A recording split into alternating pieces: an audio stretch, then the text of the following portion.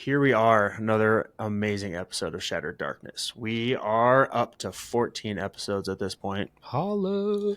and we have someone that's really impactful in my career, as far as helping me out, getting me started with Miss Ana. Whoa, hold on, your last name is not Duran, is it? No, it's Staria. Staria. I was Oh, going to say, yeah, I that's thought you were about to amazing. screw that up. No, well, I mean, recently married, which is amazing. Mason, her husband's an awesome dude, but Anna's a really good person and a good perspective today too, because on this podcast we're really trying to bring all angles and aspects of sobriety, and so Anna has a unique story where she's great.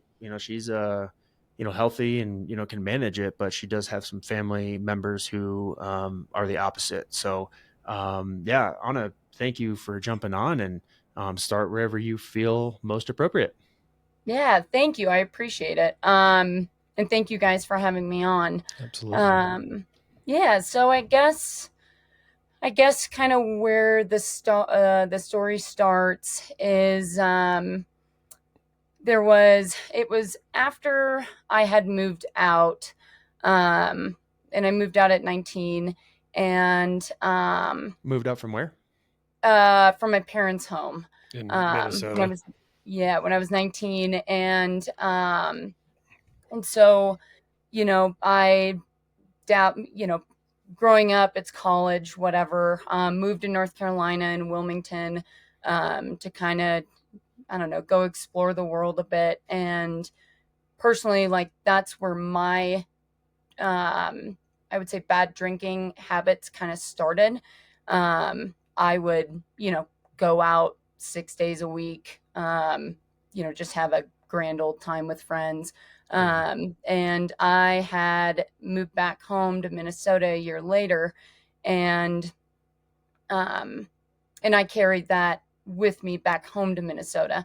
And it was actually a couple days after I had moved back where I was actually arrested for a DUI. Okay. And, thank God I didn't hurt anybody. I didn't,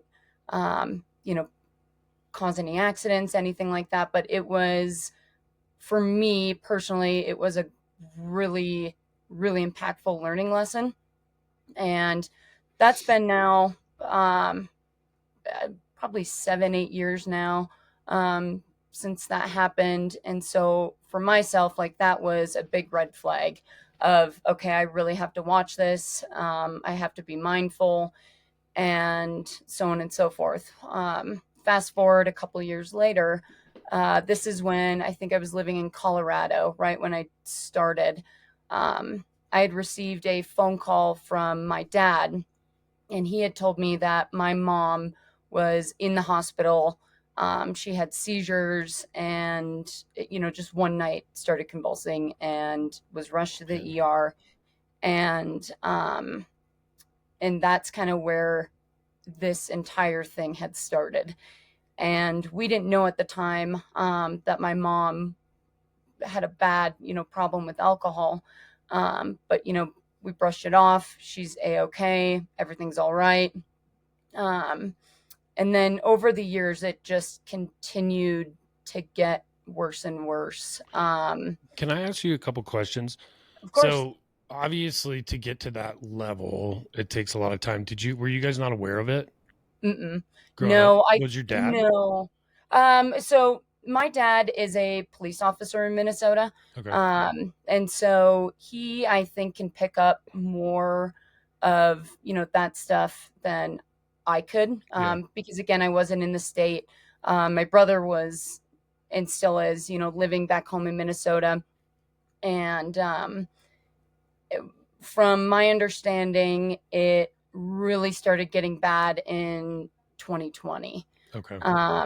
And that's where from like, what my father had said, that's when it really just took off. Gotcha. With the drinking issue. Yeah. Okay.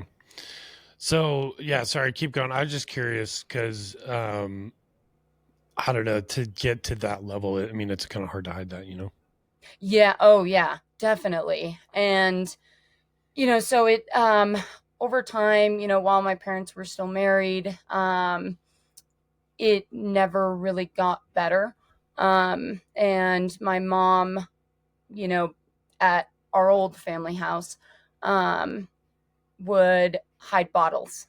So she knew, that she wasn't, I don't want to say supposed to drink, because it's not like our home was, this is a no drinking zone, anything Right. like that. But in order to get that fix, she would hide bottles in her shoes, in hats, in all different, sorts of places. And so eventually it got so bad that my parents divorced, after, almost being together for 30 years. And obviously too, that wasn't this is the main reason Right. why. I think it had a pretty good footprint in it.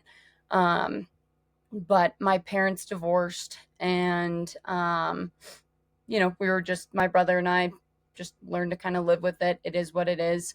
And then my mom had married my stepdad, and great man, awesome, awesome guy.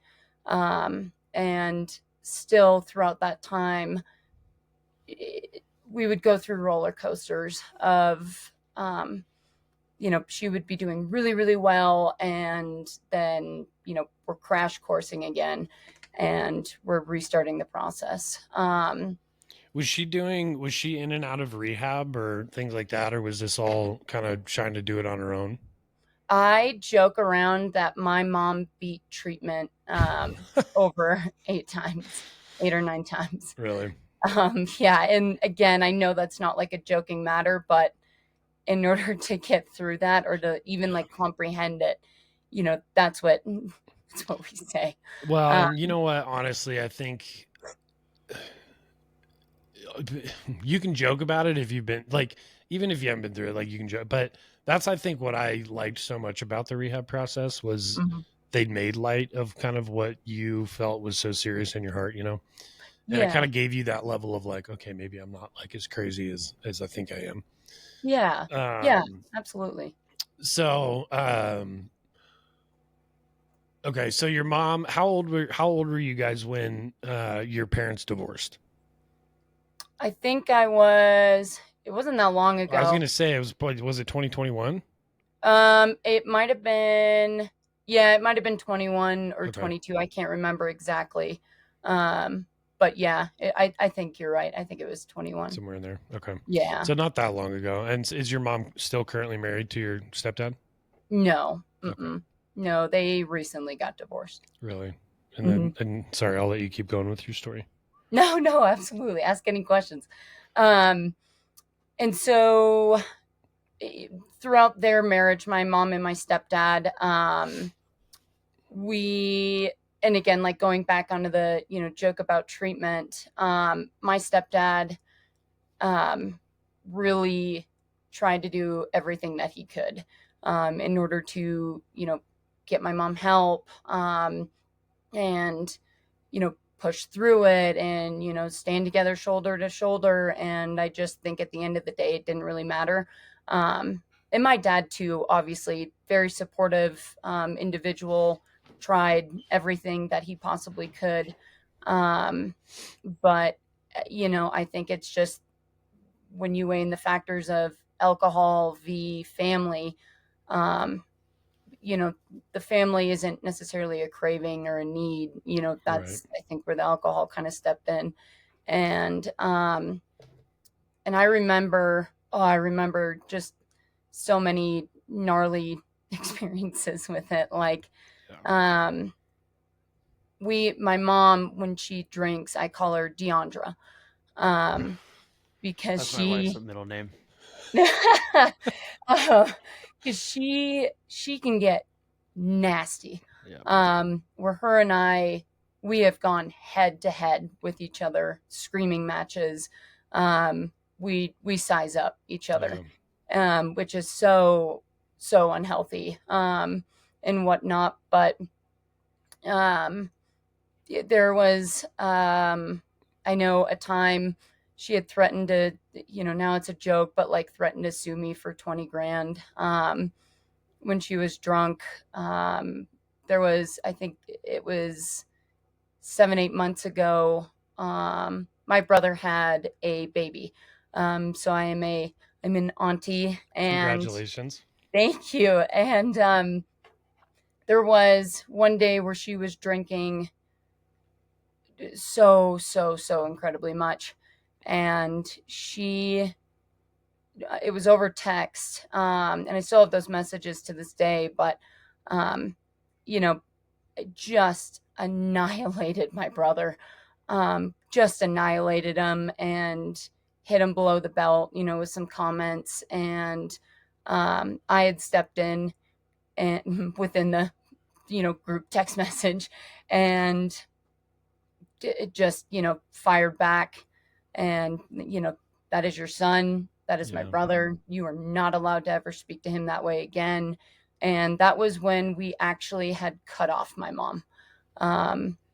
Because we had, all throughout the God knows how many times, going to treatment, we were always there, always supportive, try to be there as much as we can, did whatever we needed. And that was the first time that we had actually cut her off. And the only way that she was allowed to, see the grandchild was if she had a blower and she blew zeros. Yeah. And that's still a rule, even to this day. How But much of that conversation with your brother, in your opinion, how much of that was alcohol, and was any of that your actual mom? Like, had she ever done anything like that for you guys, or to him growing up? no, no, never. No, it was absolutely 100% alcohol. And we joke around too when she is drinking, like, who's going to be next on the chopping block, because there's been, kind of an overall theme where if she is on, the war path, then is it going to be, my brother this time, or is it going to be me? Is it going to be my dad? And my dad's taken a lot of the brunt of it. Um, you know, it's someone different, and it honestly is, it just depends on who is not agreeing with the things that she's saying or like needs, if that makes sense. Yeah. I was gonna So ask too, like, was she was she a good mom to you guys when you were she was little? great. Yeah. Yeah, no, my mom was great, and she still is great. Yeah. Well, and I that's the thing too that I think Aaron is trying to highlight. Like, what kind of person is your mom outside of her addiction? Yeah, my Y- mom is growing up. My mom was very, very just, I don't want to say Stoic. straight face by all means, but yeah, a little bit. Yeah. She worked as head of operations for a company for many, many, many years. But they were always there at our sporting events, always supportive, great, great mom. And Yeah. she still is today when she's not drinking. Yeah. She is just bubbly. She's happy, outgoing, caring. And when she starts drinking, So it's a was she drinking like this before 2020? I mean, obviously she was hiding and drinking and stuff like that, but you said it kind of got really bad in 2020. I'm assuming because of COVID. Mhm. I Um, don't know entirely okay, if she was hitting it hard when you were little. before that. Yeah. Yeah, that I'm not entirely sure, because I didn't live in the house. Okay. Because you were in North Carolina. In that time, I think I just moved 2019. I moved to Colorado. Oh, so I've only been here not 7-8 years, but anyways, moved to Colorado in 2019. 2017 was when I was in North Carolina. Okay, gotcha. Mhm. Um, so how is she doing today? Like, is she still going out? Yeah, I don't. I know I had a conversation with Aaron actually about this a couple days ago, where I was like, she's doing good. She's on 60 days, ish, something like that. But I had a conversation with her the other day, and I can tell when she's drinking. Yeah. I can hear it just by the way she talks, her communication style. Is she blowing me up? Right. multiple times, within a week? If so, then yeah, she is. Otherwise, there are many times where I don't hear from her for weeks. And that's also kind of another sign. Yeah. And so when I'd spoken to her the other day, she, told me she wasn't feeling great. She was sick and whatnot. But there's always kind of, that what if, and whatnot, because this is the, I think, one time other than another that she stayed consistent without with no alcohol. Yeah. She made it to 90 days. Um, it was obviously, not too long ago, but she made it to 90 days and then fell off the wagon, really, really hard. And so I think with alcoholism, you just really can't trust Yeah. a word that is said. And during that 90-day time too, she had an item called SoberLink. And so my brother, stepdad, and I, we would get notifications 3 times a day on what she blew, when she blew it, did she pass, this and that. And that, I think, for my brother and I especially, was a really, really good peace of mind. Yeah. Just knowing, okay, she's sober, she's, at her job, awesome, like life is great. Yeah. But it doesn't last forever, unfortunately. And it's, I don't know. It's, to me, obviously everybody's journey is so different, Mhm. and how long, so she's been trying since 2020 to get clean. Yeah, I And would say. have you guys ever felt like she wanted to? Um, yeah. Yeah, there have been moments of, I don't like doing this. I Yeah. don't want to be this way anymore. This and that. And a lot of times, sorry, No, you're you, fine. you sit there and you just, wonder, like, are we not good enough for you to want to get clean and get sober and, Damn. bring the family back together? And, like, why aren't we enough? Yeah. Sorry.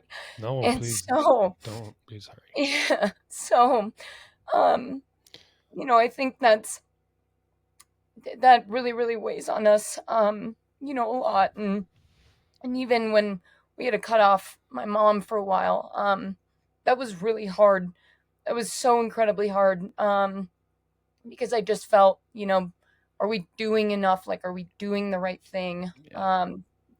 Are we enabling, just all that stuff. And so I think I know we hit a point where we were just, my brother and I threw our hands up and we are like, we don't know what to do anymore to support you, Yeah. because we're trying everything that we can. And when he had his baby, we thought that would be the push that she needed to get clean. And it wasn't, unfortunately. So yeah, it sucks. I think it really sucks. Dude, I can't even imagine. And I was gonna ask, like, what kind of impact is this having in you guys today? Like, I mean, for me, this exact situation is kind of why was a big motivation for me to quit. Because of my children. Mm-hmm. Yeah. And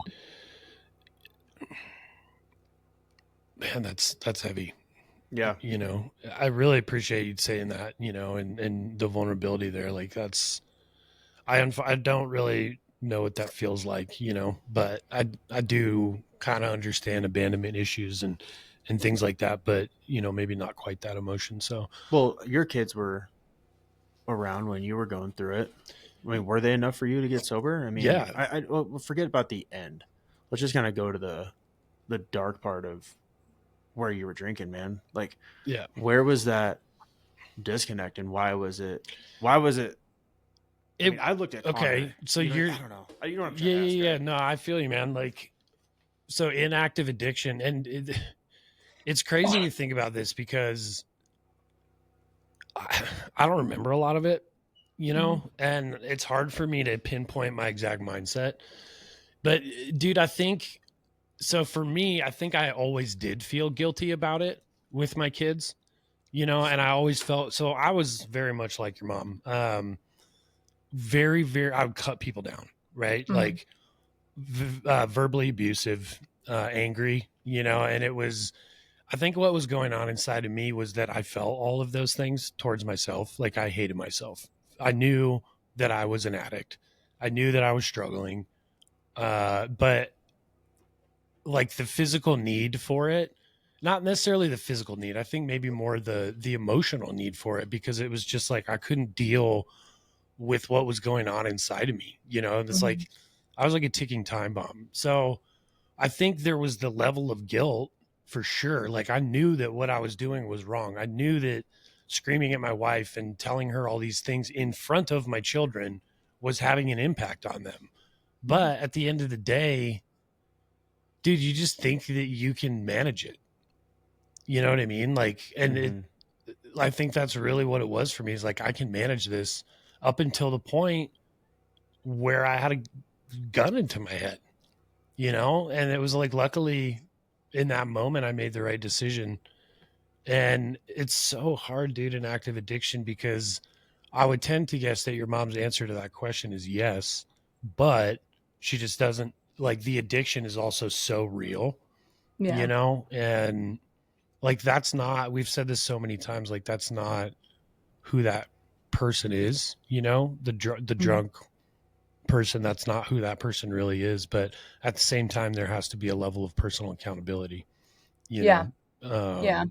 And especially for you guys, right? Like if they ever want to heal any kind of relationships with family and things like that. So Does she have open conversations with you and your brother about where she's at and, really getting into the deep stuff? Um, I would like, I would really love to say yes, but it's no. And I say that because, when she's good, she lets us know she's good. But there were so many times when we, would ask and she would just, blatantly lie to our faces. yeah, Or, some of the classic ones was she would FaceTime me and this is when I knew she was drinking. She would tell me, I'm having a bubbly water and would shake a glass in front of me to see it. Um, you know, whatever type of glass, ice, and just here's my, bubbly water.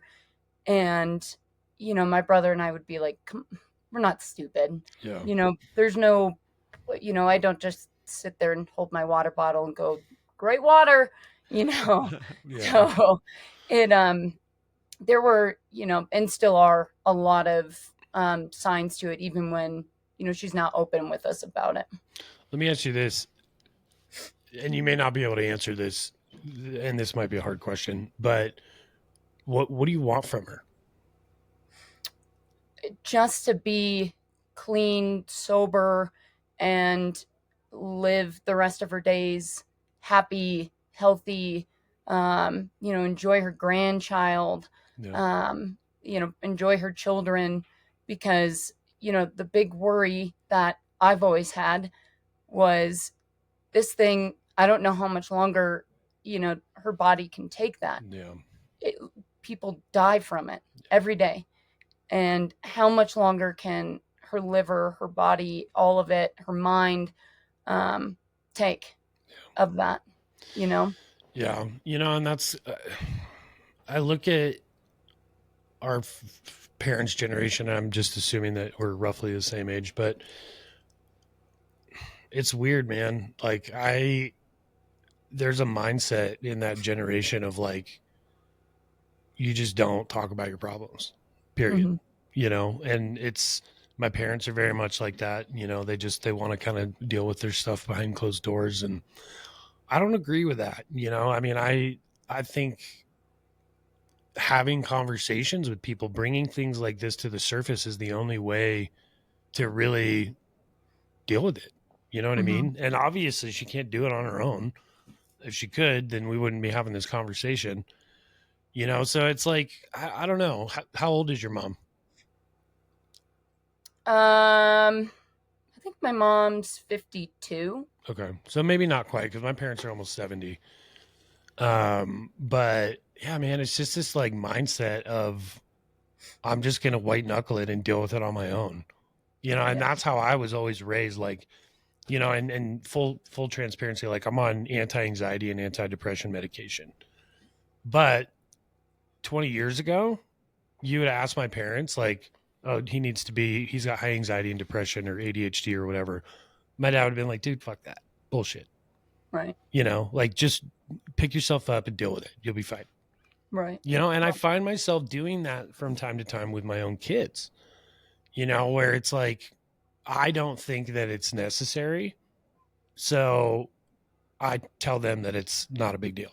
Right. But I'm not them, and it could be a big deal to them. And so it's forced me to kind of slow down in that and be like, all right, put myself in somebody else's shoes. But coming back around, like, I just think there's that mindset, like, I want everybody to see me doing good and nobody to see me failing and doing bad.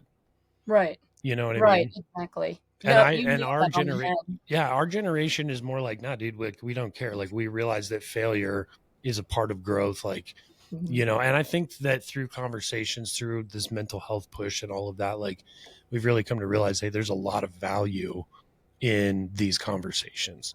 Yeah. Yeah, absolutely. Because I has your completely mom agree. ever sat down with you guys and really admitted like all of the stuff? No. No, most of the time it's, over the phone, sometimes, or I think the recent one was I've got to get my anger in check. Yeah. And I'm like, Mom, it's not the anger, because Yeah. you're not an angry person. Right. It's literally when you drink, you become so nasty. Like And Jekyll and um Hyde. yeah, and then my brother and I, get involved with everything, that a lot of times we shouldn't need to know or be involved with. Yeah. Um, and so, yeah, it opens up a can of worms. And, even to speak on, we can't do, this helping stuff on our own. When my mom, so my mom went to Hazleton, up in Minnesota. She's been there quite a few times. But the last time when I called them, um, I had called her counselor and I said, hey, my mom has fallen off the deep end. It's really, really bad this time. I need help. Like, are you able to, call her, try to get her to come in, go back to treatment? Please. I don't know what to do. And um, the response was, well, we hope she'll come in on her own accord, and our phone number when you need it. And I think that was the moment where I think a couple things was realized, where one, she has to do it on her own accord, on her own time, when she wants to. And two, again, treatment places, they're great, great. I love it. I think they're, more power, I like the to them. content. And The content's good. The process sucks. Like, yes, of getting yeah, into it. And yeah, exactly. And I think, like, you know, as the child who's sitting there asking, please, like, help my mom. yeah. Um, I think that answer to me, it was a really big letdown, and whatnot, Yeah. because we just felt bad. It just felt like Abandoned. yeah, yeah. That's the It's like you exact don't word. really have anywhere to go, Yeah. you What know? does one do? Right.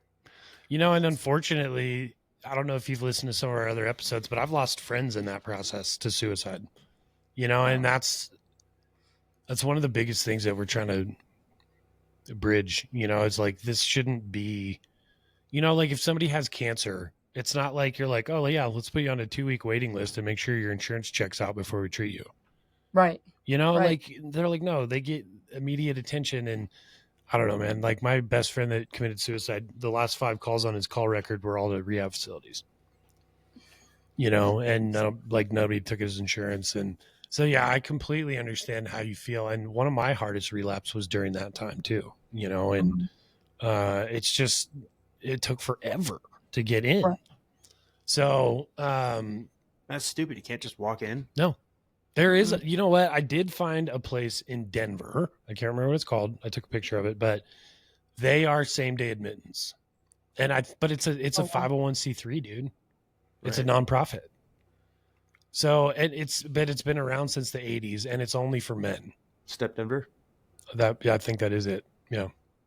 So I was looking to look into that because I like the immediate admittance kind of thing. Like, hey, we'll get you into somewhere right away.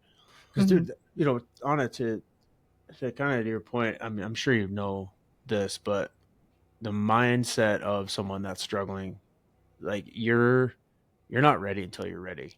That's Yeah. what I And was about to go to but what's too. really pissing me off listening to what you're saying is, and to Honest Story, it's like, well, I can't just go in. I'm like ready. Like you ride that momentum. Like when you had Totally. enough, when whatever happens, and you're ready that day, you can't just walk into rehab. No, No.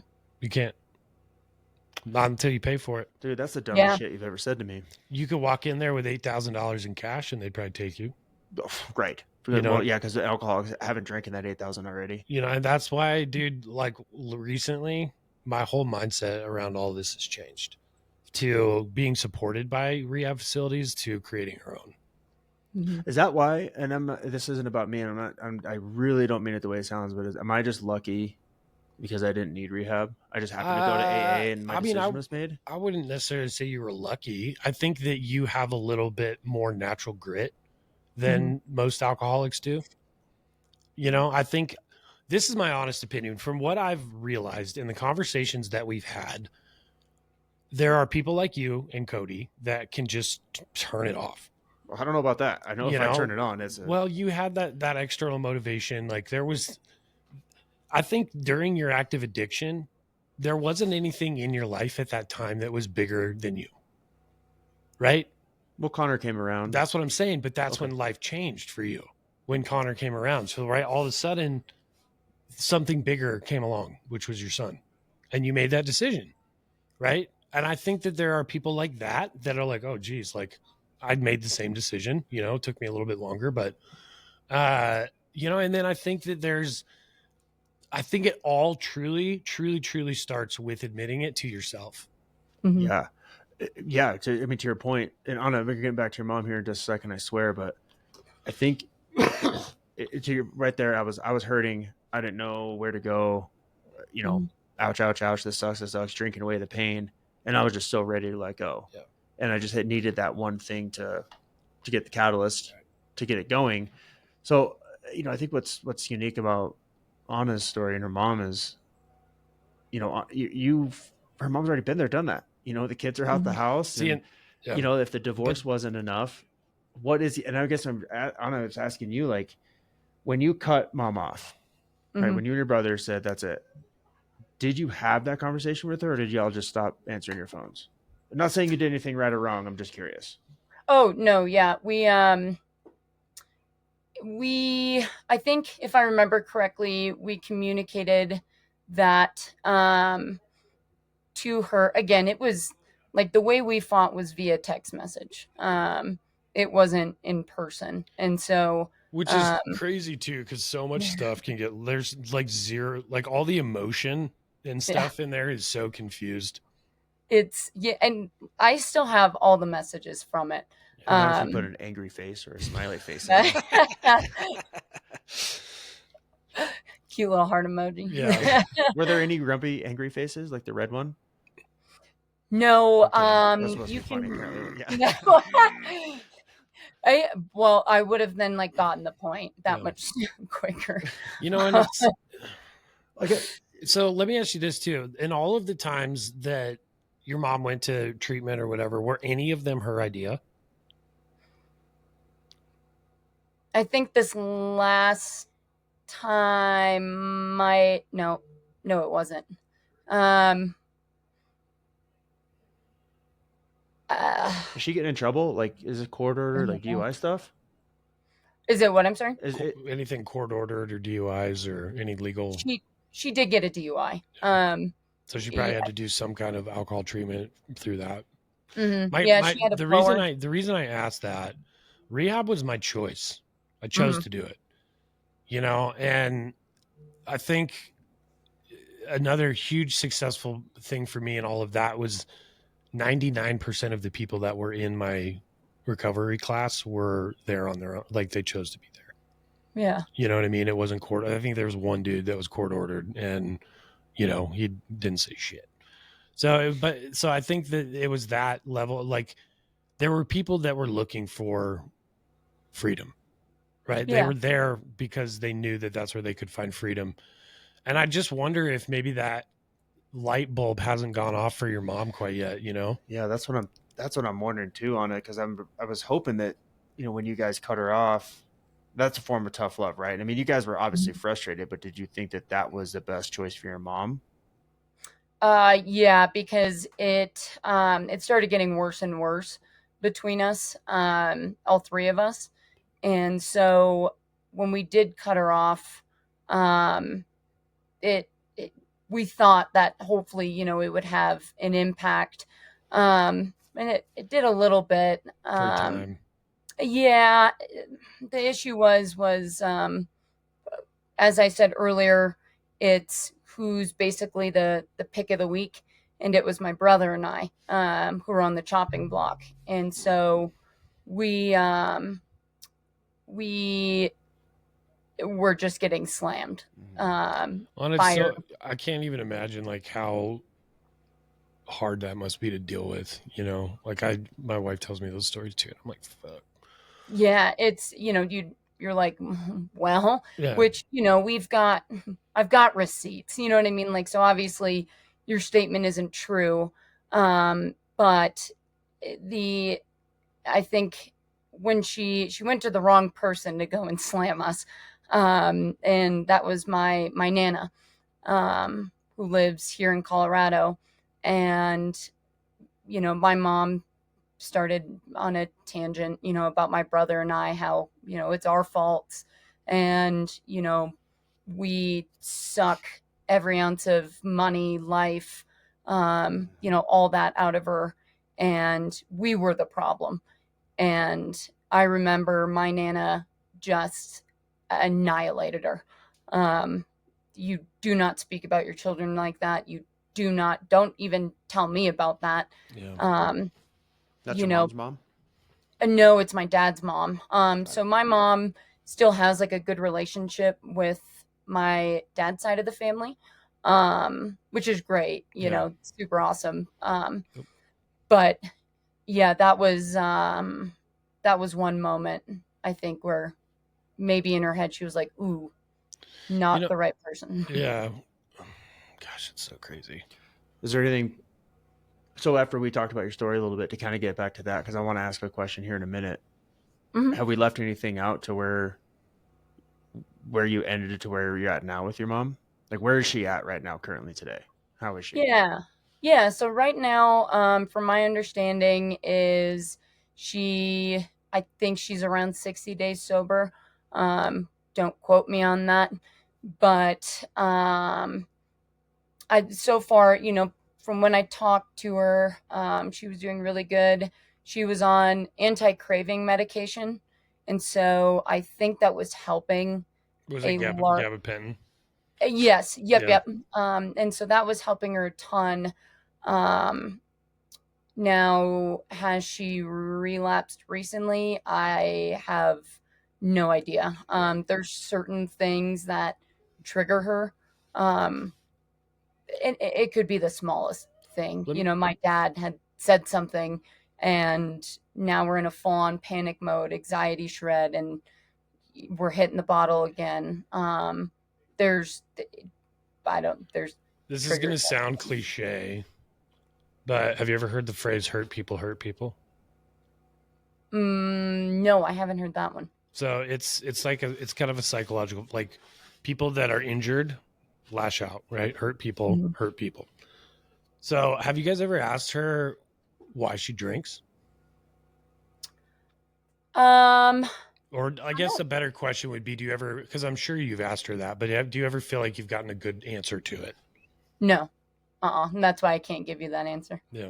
It's so hard, man. Well, and that's because I'm just trying to get at the fact that like she's obviously trying to escape some kind of pain in her life. I mean, that's usually why people drink or Mhm. drug, is because there's something that's just so strong inside of them that they can't deal with. Anna, Mhm. you're doing a great job too. Yeah, Like, for I real. mean, you're Oh, okay. with just the way you are, because we talk at least once a month, just work Mhm. stuff or checking in or whatever. Um, and you would never know it. And I think you're just doing really good, not masking it by any means, but you're just not letting it affect you in a negative way. Oh, Um, thank you. yeah. And what I think, what, I don't know, my just, I guess, advice in this situation is, we talk a lot about this from the family side from our standpoint as alcoholics, is knowing that someone is going to be there when we're ready to open up is huge. Yeah. Mhm. Being that person that she can go to finally be fully vulnerable, fully honest, fully open about everything is great. But I think it's really good what you did too about cutting them off or cutting her off at that one certain point, because you're showing them there's a boundary you just don't cross. Yeah. Do you Yeah. think your mom would listen to this? Yeah, she definitely might. Yeah. Because I was gonna spread it like wildfire, Yeah. so I would assume eventually, yeah. I was just curious because I was curious what her response to it. What do you think her response to it would be? Um, I think a couple things. I think sadness.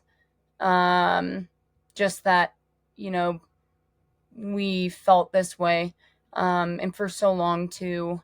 I think anger, because I know my mom doesn't like, her stuff out there in the open to breeze out.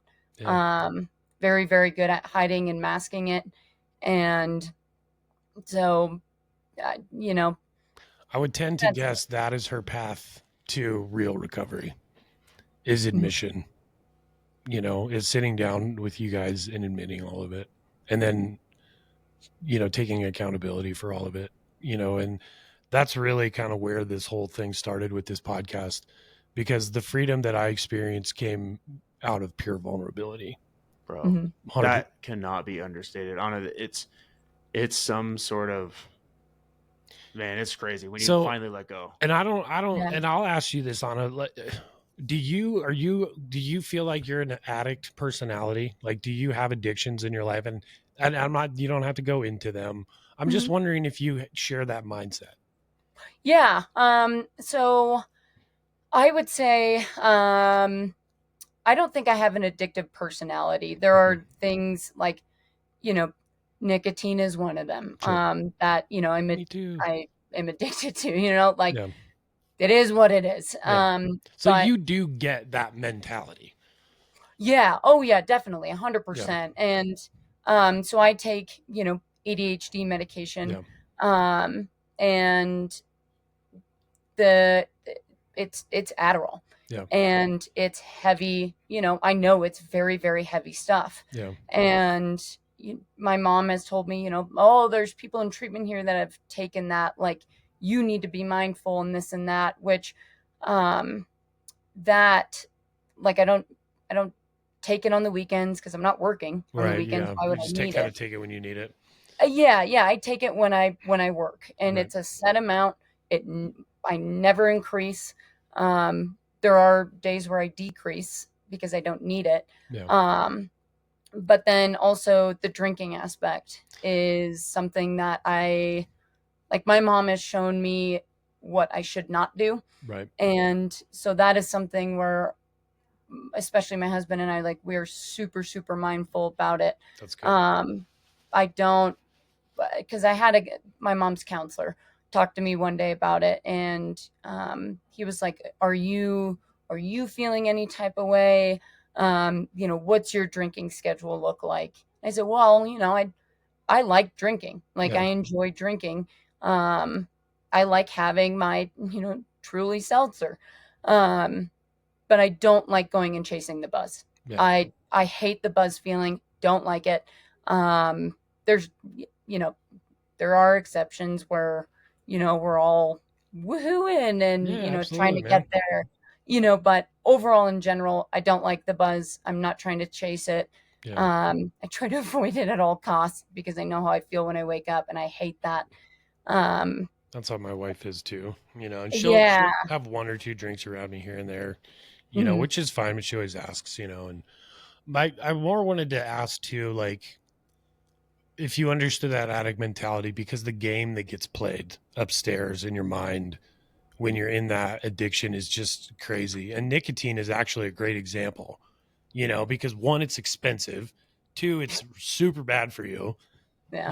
and it's highly, highly, highly addictive, and so I'm constantly like, we're on a budget, and it's like, my wife is like, all right, dude, this is all you have to spend on nicotine this month. And I'm like, shit, man, it's the 12th and I already blew that budget out of the water. Yeah. And so it's like I'm Yeah. playing these games again in my mind, like, okay, if I do this, then I can get that, right? So, like, I don't know if you've ever done that, right? But that's really where a true addict mentality, that's where it starts to get really dark, Mhm. especially with alcohol and drugs, is where you start to convince yourself to play these games like, oh, if I do this, I can have this. And so Yeah. it's just, I know I bring all of this up in an effort to say, like, and I'm not saying that you guys haven't done this in the past, but for me, man, like, I remember when I did relapse coming out or trying to get into rehab, my wife asked me, why did you do that? And I was like, are you serious? Like, why the fuck do you think I did it? I'm an Yeah. alcoholic. Like, that's how I've spent the last 19 years of my life dealing with my issues. I think Mhm. the better question is, how can we not do that again? You know Yeah. what I mean? And it's like, instead of coming at this whole thing with like, why did you do that? And that instantly, as the addict, makes me feel this big. Yeah. You know what I Yeah. mean? And so it automatically puts me on the defensive, automatically. And that's why I feel like throughout this episode, I'm trying to really like get into like, have any of this ever been your mom's decision? Has there ever really been, and I'm going to use the word grace, and I'm not pointing my fingers or anything like that. I'm just asking questions, but has it always been like, you need this, like you have to go do this or else your life is going to be super fucked up and all this stuff? Or is it like, hey, we see you, you know? Yeah, I think there's been a mix of both. Okay. Where, we're like, we see it, we get it, we're here. Right. And then there has been, other times where we're like, She's just dude, so terrible that, yeah. yeah, like again, come on, like Yeah. get in, Which is human go. nature, right? Like, and Yeah. this disease is literally chaos in a bottle, and it's so hard to unwind it because the addict is so unpredictable. Yeah. And that's, and I'm sure too, I'll get a lot of, disagreements on this one, but, I think it was drilled so hard into my head from her counselor, like, this is a disease. This is a disease. Yeah. It's inner nature. You know, it's inner blood. It's hereditary, this and that. And I just at one point, sat there and I was like, at what point are we going to sit there and say, this is, it's not the disease. You made that choice. You Exactly. made that choice to put that bottle to your mouth that morning. Yeah. You made that choice to go and drink and drive. You made that choice Yep. to wake up and be an alcoholic. You didn't make that choice to go and get help and want to go get help. That's why You know, this disease is an emotional dichotomy, right? yeah. Because you're right, and we talked about this on Monday, actually. No, I think this is where I think true sobriety actually happens. Well, this is where I think Cody kind of unlocked something. So last week's episode, Yeah. Cody, our guest, had brought up that he doesn't agree. I heard that. Yeah, that felt good. He just cracked his neck, and I heard it right in my headphones. So it was like, dang, you feel good now. Now you're awake. I'm ready. Let's go. Yeah. This is where, I think we're going to disagree on this, and I think this is a really good thing for the And I episode. actually am starting to change my mindset around it because of what Cody said. Well, here's my take on that. when you say disease, I feel like it's a built-in excuse. Mm-hmm. Okay, and I think that's what you were kind of saying, right, Anna? Yeah. Yep. That is how I feel about it. Very much. Which you're right. But so that's where I took the complete opposite path. Like, y'all can use your crutches all you want. Right. I'm going to fix this. Right. I'm out of Mhm. here. Dude, somewhere in your life, you learned extreme ownership before that moment. Yeah, the day my dog died. Right. Like, and not to bash your mom or anything, but I would tend to guess that at no point in her life has she really learned true accountability, you know, for Mhm. negative things and failures and stuff like that, you know. Well, like, she raised kids and, you know, all that. I mean, you lose it. It comes and goes. You know, that's like Yeah. motivation. Like, motivation comes and goes, but discipline stays with ever. And if you start continually making excuses, like, I know for a fact, dude, sugar, bro, I'm constantly reminded. Yeah, Okay. that's my- I've been doing really good. I'm trying to lose 20 pounds for this race. And last night I allowed myself to have a little bit of sugar. These chocolate covered or yogurt covered raisins, dude, they're freaking awesome. You should see my fucking office right And now. I ate the whole goddamn bag. Yep. Okay, I know that's a stupid excuse. No, it's not. It's not. No. That's, I Good get it. example though. Yeah, With it is a something good so example. small and That's so how our insignificant. minds- You know? That's how our minds work. Well, that's why I constantly say life is a dichotomy, right? Because Mhm. if you want the good things out of life, you got to go climb the mountain, dude. You got to go Mhm. through the pain of getting there.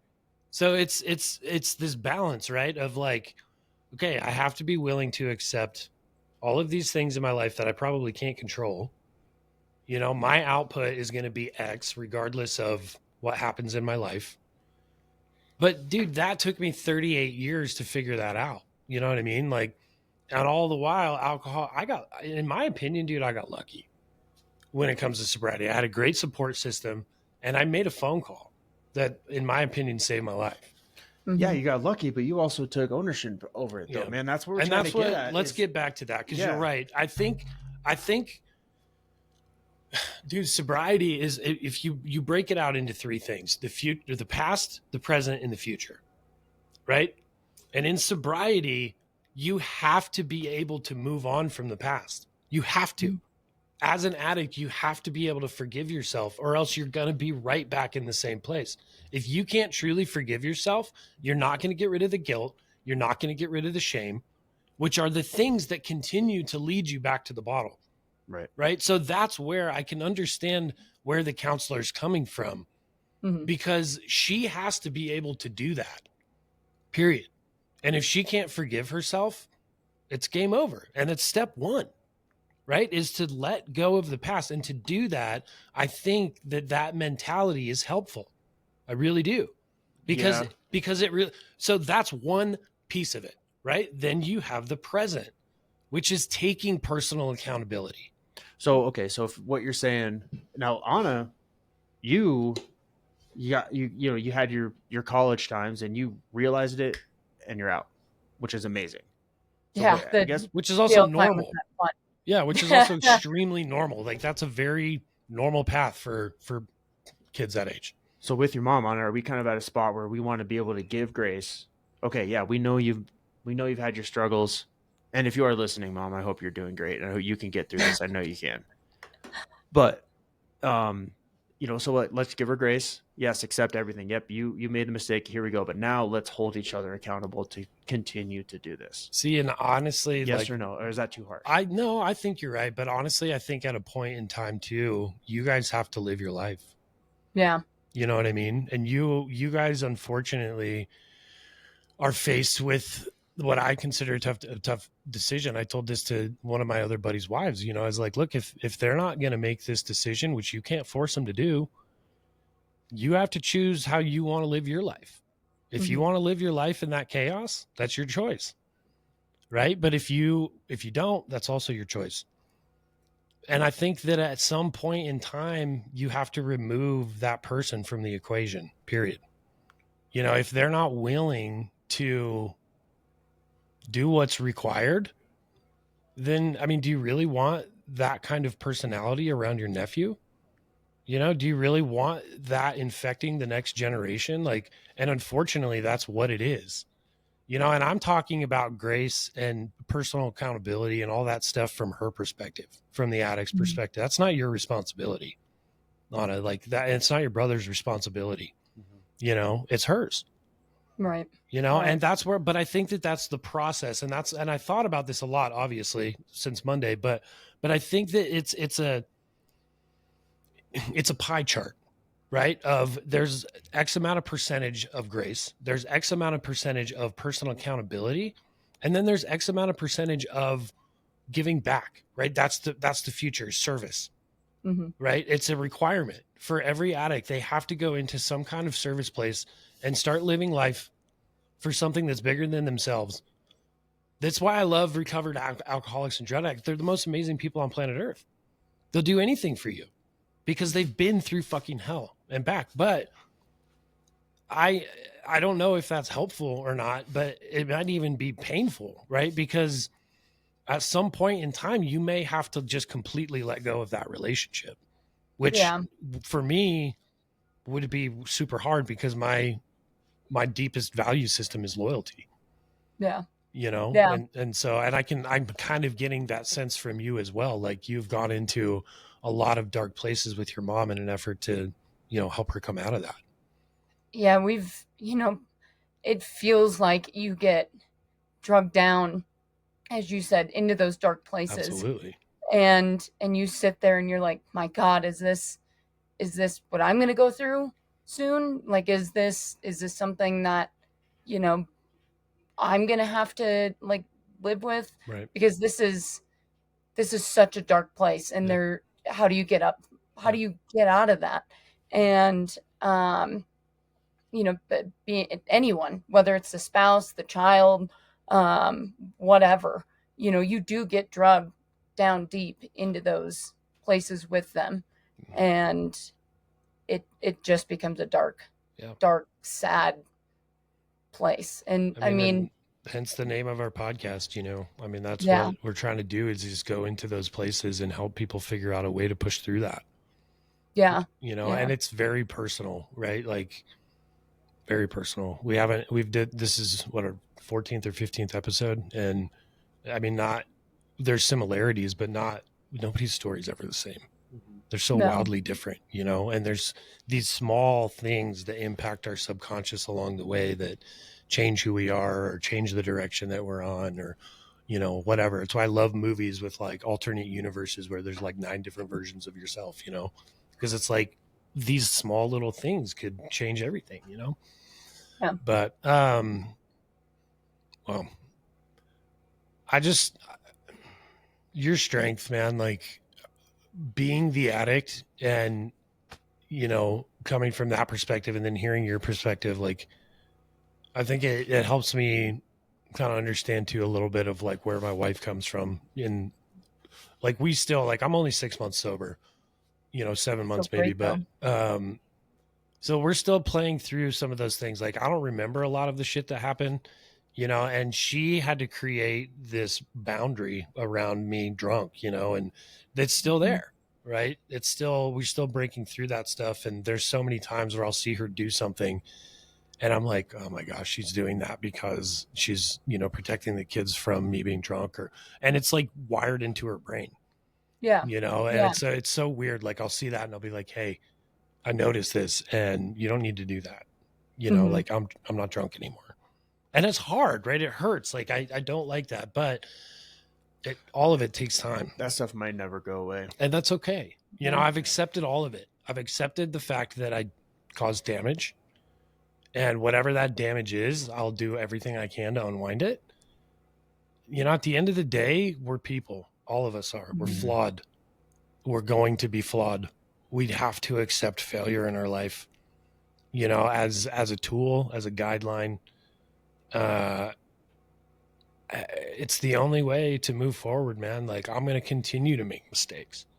Hopefully they're just not as dramatic as the ones that I made in the past. Well, the magic is how you come back from that. Right. You know? And that's where we want mom to come back to us is, you're going to have some emotional days, but you don't have to cope with alcohol because there's so many decisions that are made to the time you make that sip. You got to get up, you got to get in your car, you got to go to the liquor store, you got to pick it out, you got to pay for it, you got to, all those choices. There's lots of times to just say, Well, and yeah, dude, it's crazy. And that's like when I really experienced freedom from all of this is when I sat down and I was just like, hey, this is everything I'm doing. There's bottles in my office. There's bottles in my truck. I've got a spot over at the Loveland Yards that I would go park and turn my location thing off and pass out. I admitted all of it, man. All of it. Abusing Adderall, go to the outlets when no one's there. That bro. ghost town. Yeah. And just park my truck out there and get fucking hammered and pass out in the back of my truck. Or I'd stay up super late, drinking and playing video games or whatever. And then I'd go take a fucking nap in my truck. I'd leave the house and pretend like I was going to work, And so it's just like, I had to admit all of those things, all of it, like stealing money out of my parents' dresser, cash so that nobody would know, and all kinds of shit, man. I think one day when I got fired, I went, because it was like way early, I went and like laid down outside of like a FedEx or some shit in the Denver off 120th. Dude, you laid down in the grass and like fell asleep for a couple hours so that I come home at like a normal time. Yeah, it's crazy. It's crazy. Some of the stupid shit we justified. And I don't know. That's how my mom was though too. Yeah. That at work, sitting in the, I can't remember what store it was, but yeah, would just sit, drink in her truck. Yeah. So yeah, what you're saying, I definitely understand it. I guess the biggest piece of advice I can give you is what I said, like you just got to make decisions for you and Mason, and unfortunately, if she's going to continue down this path, and that might be the catalyst for her, it's like, hey, we're just not going to have you in our life. We love you. You're awesome. If you decide to change these things, we're here. But, I want a different future. And if this is what you're going to do, then I'm sorry, but you're not going to be a part of it, and I, for me personally, I think that would have been enough to be like, all right, I'm good. Like, I'm not going to do this anymore. So, but obviously, like I said, everybody's path is different. So how are you doing with everything today? I'm good. I think I have, a lot, better understanding of it, kind of how to deal with it.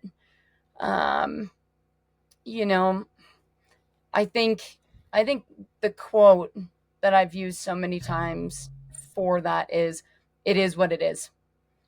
Like, it is what it is. And, I'm not doing the, when one goes to treatment, having that phone call and, with her and the counselor and, going through, what was it, like plans and like, the steps that she and we and all of us are going to take and this and that, because I did that. And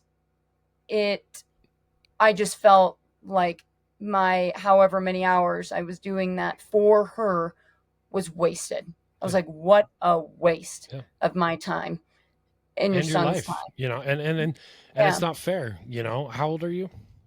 I'm 28. I'll be 29. I mean, you're starting your life, do you guys want to have kids? Yeah. Eventually, we have a lot of plans in motion, like buying more property, then building a home, and whatnot. But I do think that might be, the catalyst when we do have a child. And, if she is still drinking by then, my husband has said, she will not be in that delivery room. I promise. She will not be in that child's life. I promise. And I think that those kinds of things, like, don't cut her off, but just don't play her game. Yeah. You know what I mean? Yeah. And it's like, look, if you're going to go down this road, we want absolutely nothing to do with it. Yeah. That's a great form of love, though. For anybody else that's listening, that's somewhat similar, it's hard initially, but you're gonna suffer one way or another. Yeah. I think taking that step, but making sure it's very clear that you're here when they're ready, because that's all someone needs is some sort of support system or something or someone to believe in to get Well, right. and I think that too, people, it's almost this cry for help kind of thing, in certain situations. And it could be like, she may like the attention, you know what I mean? And it's like, look, we're just not going to Mhm. give it to you anymore. Well, because if you're sitting here by yourself drinking, of course you want some sort of Right. interaction. I mean, Exactly. there was a lot of Yeah. times where I was just sad as fuck, just texting people. Right. Exactly. So it's like she's trying to pull people into the misery, and maybe that's the thing. Like, maybe that's why it's a cycle, it's because it's like, it's something that she can bring up every once in a while and she can become the center of attention, Yeah. and who knows, and so that's where it's like, if you're like, okay, well, we're just not going to give you the attention, Mhm. you go deal with this shit. If you actually want to go deal with it and you mean it, like, we'll go help you for sure. Or Yeah. she just really, really loves her daughter, just want to text her, and then Yeah. you just happen to be drunk and something pissed you off and you say something stupid. And that's, That's happened a ton. so I'm really sorry that you've had to deal with that. I mean, it's painful. It's crazy and traumatic. You're a very strong person. I can tell you're very loyal. You have a deep sense of loyalty to your family, and that's rare, man. Like, I think that's really cool. No, I appreciate that. It's um I think, there's been many, many times where, I have shown it on how much it's hurt. To give you an example, just this Christmas, um, growing up, my brother and I always, no matter how old we were, went to my parents' house, and, Santa would come even at, 23, Yeah, my yeah, dad, Santa's coming. And, we had all these family traditions that we did, seafood dinner. We watch Charlie Brown Christmas together and spend the night, and then, go to wherever, the next family member's house or Mason's house. Um, and just this Christmas, I we drove back home to Minnesota, and I did not want to go. I have so much anger, animosity, all of it towards a state, as crazy as that is. And when I was talking to Mason about it, I said, it's where some of my worst moments in life just keep getting brought up and just keep resurfacing. Like, I don't have a family tradition anymore. Like, my family doesn't get together anymore together because my parents can't be in the same room. Um, that sucks. yeah. That really, really sucks. Um, we can't do Thanksgiving together anymore. Everything is now separate. Um, because someone says something accidental and it hurts feelings. And we still had a great time. We stayed at Mason's parents' house, my in-laws. They're just amazing people. But I have so much anger, animosity, all that built up within that state. Yeah. Because of just everything. Like, I don't like going back. I hate going back to Minnesota, because if mom is drunk, I then have to go step in and deal with that. Um, What if you didn't? Is it I kind of, have done that. is it your family that kind of expects you to do it? Yeah. I would, like, out of love, Yeah. not like a, Well, it's well, probably just your personality. Like, I'm the same way, man. Like, I'm yeah, always the one that's in the middle of all the shit going on between my family. So, yeah, well, I'm yeah. usually the one that's causing it, but yeah. And I was gonna ask you too, do you, obviously you carry a lot of pain and things like that around this. Do you talk to somebody about all that? Do you therapy or whatever? No, I don't do therapy. I think it's great, and it definitely, works for a lot of people, which is awesome. I think the issue that I have is, and I've recognized it, is I eat it. I always say I eat it and eat it and eat it until I explode. Yeah, that's how And my then I life is. am, Yep. yeah, and then I'm in 1,000 pieces. Yeah. And so the people that I can talk to about it and feel like they understand where I'm coming from is, my husband.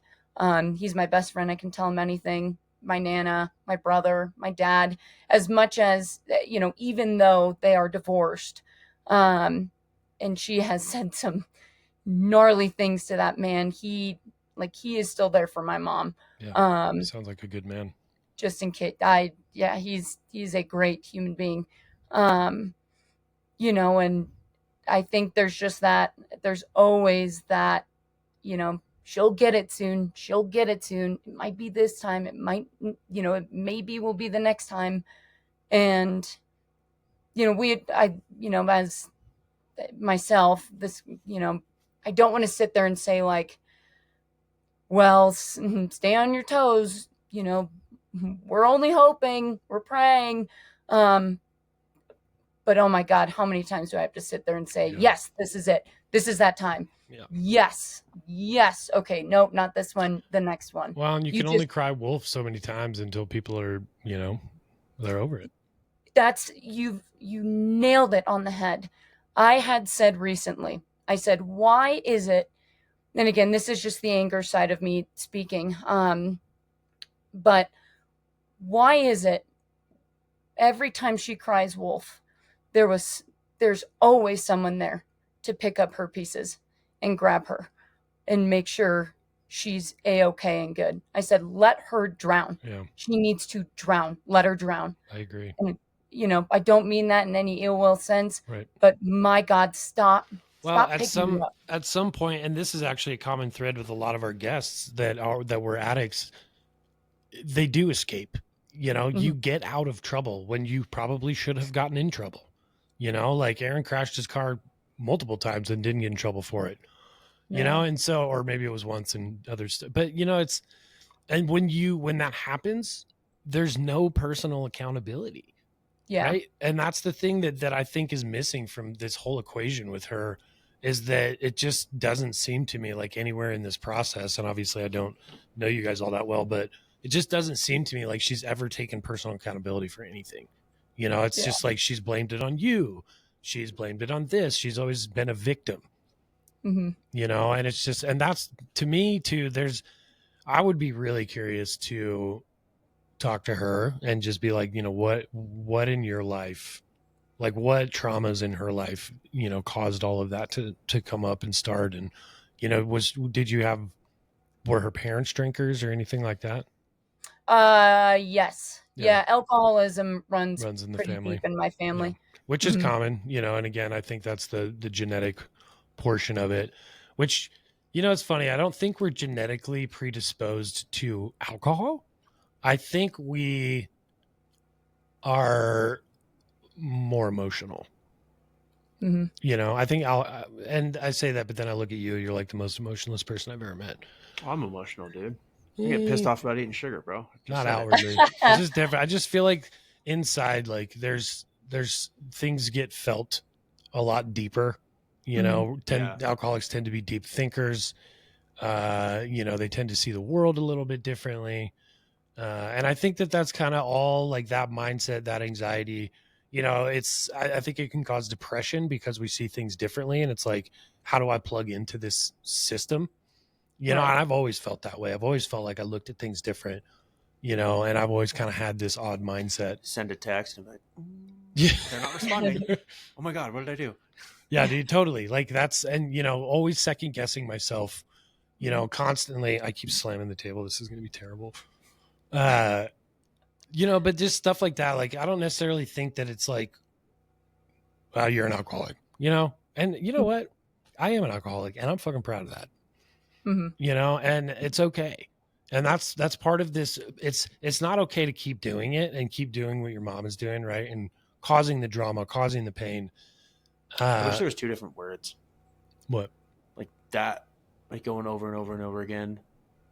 There's that alcoholic and then there's us. Well, I think they're recovered alcoholic. You know what I mean? But that's the difference. That's what we're talking about when we're trying to normalize sobriety and champion alcoholics is getting over that. Or if you just stop drinking, it's no big deal. Right. I don't know. There's such a negative stigma to it. Right. And I think that's where too, that piece of, hey, this is a disease, like we're medically classified, I think that can actually be really helpful for the addict, you know, because if we continue to just point fingers at people and be like, you're a piece of shit, you're a piece of shit, they already know that. We already feel that. That's not helpful. Mhm. You know what I mean? Like, there has to be grace. There has to be. This is one thing that we didn't ask you guys, that I didn't ask you about, but I was curious. Then we don't have to go too far into it, but are you guys spiritual at all? Is your family spiritual or believe in God or? Um, yeah, you know, I would say like we are religious. Yeah. But I wouldn't say, you know, full blown go to church every Sunday. I pray every night. Right. Yeah. You know, I wouldn't say that, but yeah, definitely religious. Okay. So Um, believe in a higher power. Whoops, sorry. Did it yeah. again. God damn it. Believe in a higher power, you know, something bigger than us. That's kind of like, that for me was huge, you know, and I was going to say this too, for you personally, there's obviously a lot of pain in this. And what I love about pain is it becomes our testimony. Yeah. You know what I mean? And for so long, I'm like, oh my gosh, I have to find this thing in my life that I'm going to do, and it's going to change the world. And all the while I'm drinking, right? Developing this crazy addiction, which ends up being my biggest testimony, Mm-hmm. you know, and my biggest platform to affect change in our generation, our society. So my encouragement to you is to dive into your pain, you know, dive into it, figure it out, ask questions, Mm-hmm. uh, get help around that stuff. Don't let it just sit in there and fester. You know, misunderstanding and lack of knowledge creates fear, Yeah. you know, and it creates anxiety and it creates all these things inside of us that shouldn't be there. So, in my opinion, therapy, psychiatry, rehab, it's all due diligence. Mm-hmm. You know, it's all due diligence for people that just see the world a little bit differently. Yeah. You No, know, and that's the absolutely. way that I've framed it in my mind. And it's the only way that I can move forward, right? Because Mm-hmm. I've did so many shitty things, so many. Some I probably don't even remember, Yeah. you know? Yeah. And so it's just, but for you too, right? Like there's a story here for you personally as well, Mm-hmm. you know? And there are other people out there that have gone through exactly what you went through, you know? And everybody's pain is different, but we can always draw similarities. So I would encourage you to dig into that a little bit more. And, you know, who knows, you might be able to help somebody else in that same situation come out of a bad situation. So that's Yeah. what I love about pain and all of that stuff. It's, you know, it's necessary. It Yeah. sucks, it's hard, but it's necessary for growth. And, you know, if we really want to change our world, then I think that we need to start reframing how we look at failure, reframing how we look at our pain. Completely agree. Have you, the big thing that I wanted to share on this today, have you heard of the Alcoholics Reverse Poem? No, I don't, you have a computer in front of you, right? I do. So, actually here, I'll see if I can look it up here really quick. Hold on. Alcoholics Reverse Poem. Is it by Emily Sigerson? Yes. Okay. I think I found it. Um, I found it on Facebook. Old FiSpace. Mm. Okay. It starts with, in my addiction, my soul is lost. I refuse to believe. Is that it? yes. Okay. So you read it from top to bottom, and then I'm assuming you read it from bottom to top. Correct. Do you want to read it? I don't have it up, so by all means. Okay. All right. So this is the poem she was talking about, and this is reading it from top to bottom. In addiction, my soul is lost. I refuse to believe that I can break out of this prison. Now I know from the depths of my being that recovery is unattainable. It's an absolute lie that I am worthy of love and understanding. I wholeheartedly confess that my solution is in my next high. It is hopeless to think I can get better. In case you believe otherwise, I respectfully disagree. I am too far gone, and I don't think that I'm strong enough to fight this. You must not really know me because I give up too easily. If you say that I can do this, I don't believe you. Jeez. Okay, And so then read that's, it. yeah, now Yeah. I'm going to read it from bottom to top. I don't believe you. I can do this. If you say that I give up too easily, you must not really know me because I am strong enough to fight this. I don't think that I'm too far gone, and I respectfully disagree in case you believe otherwise. I can get better. It is hopeless to think that my solution is in my next high. I wholeheartedly confess that I am worthy of love and understanding. I'm going to cry. Jesus Christ. It's an absolute lie that recovery is unattainable. Now I know from the depths of my being that I can break out of this prison. I refuse to believe my soul is lost in addiction. Fuck, man. It's the one poem that I sent to my Wow. mom when she was going through recovery, and it's just one That's unbelievable. that, yeah, it's so strong, and it's, you know, it's just a strong poem. It's And it's amazing. one And that, dude, yeah, this is literally recovery. I got to meet this chick, dude. This chick is amazing. Emily Sigerson. That, wow. I might tattoo that on my body. That's incredible. That's seriously literally the path. Like that's what happens mentally. Exactly yeah, what happens mentally in recovery. Wow. it's it when I read it, I exactly what you said. I said, I think this is how she's feeling. Yeah. Um, and 100%. I just want her to know that, all hope is not lost. Like, there are people that love you, there are people that support you, and just, the one person that you have to rely on and fall on is yourself. You just have to love yourself and Agreed. want to go do those things. Yeah. Well, you are an amazing human being. I'm so glad that I got the opportunity to sit here and talk with you. And I'm really sorry that you've had to go through the things that you've gone through. But, I know that all of that has just created the Ana that you are today. I And, appreciate that. I know I don't know you super well, but you're an incredible person and you're going to do awesome things. Thank you guys, and you guys as well too. I really really appreciate this, and um, I just I just want people to know that, they're not alone through this experience. And I also too, again, just want to highlight, though, I've talked about a lot of my mom's issues today. I just want, Mom, I love you so much, and I just want you to get better and, live the life that you were supposed to, in happiness, and you feel so loved and healthy, and um you know we'll never give up on you, and we'll always be there for you. You just gotta get through it. And because you're such an amazing person, an amazing mom, and we just love you a lot. So I really wanted to make sure I highlighted that, because I know I've been talking about a lot of the ills, but Yeah. she is a great human being. And Well, and it's it obvious that you love her, or else you wouldn't be here talking about it, yeah. And that's, do you mind, and you do not have to tell us this, but do you mind if I ask what your mom's name is? It's Deanna. Deanna. I just want you to know, Deanna, that if you're listening to me, I'm praying for you. I know what you're going through. It sucks. It's chaos. You're not alone. Like your daughter said, we're here to help you.